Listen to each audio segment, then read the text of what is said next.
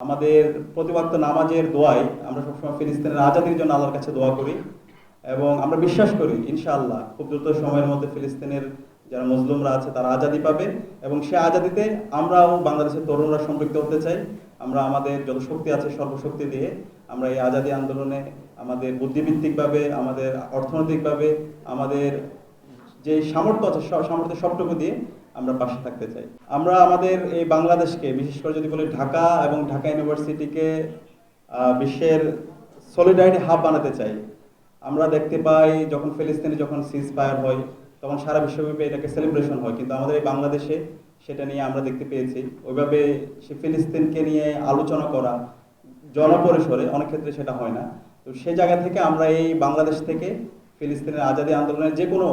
বিষয়ে আমরা আমাদের সর্বশক্তি দিয়ে আমরা পাশে থাকবো। বিশেষ করে ঢাকা বিশ্ববিদ্যালয়ে আমরা যারা যুবকরা আছে সেই যুবকরা আমরা আমাদের সর্বশক্তি দিয়ে আমরা পাশে থাকবো ইনশাআল্লাহ। আমরা ফিলিস্তিন নিয়ে অনেক সেমিনার করি, আমাদের সিম্পোজিয়াম হয়, আলাপ হয়,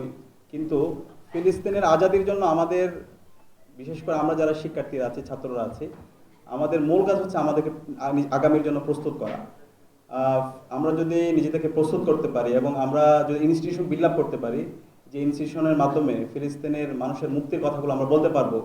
আমরা এখানে যারা আছি আমরা যদি মিডিয়া তৈরি করতে পারি, আমরা যদি ব্যবসায়িক প্রতিষ্ঠান তৈরি করতে পারি, আমরা যদি আমাদের অর্থনৈতিকভাবে আমরা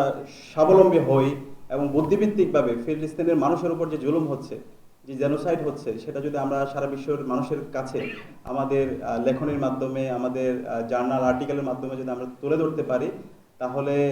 এটা হবে মূল কাজ। সেমিনার সিম্পোজিয়াম হবে, কিন্তু প্রতিষ্ঠান তৈরি করা এবং এই ফিলিস্তিনের আজাদি আন্দোলনের মুক্তি লড়াইয়ের সে রোডম্যাপ তৈরি করে তাদেরকে সার্বিকভাবে পাশে থাকার জন্য কাজ করতে পারে, সেটা হবে মূল কাজ।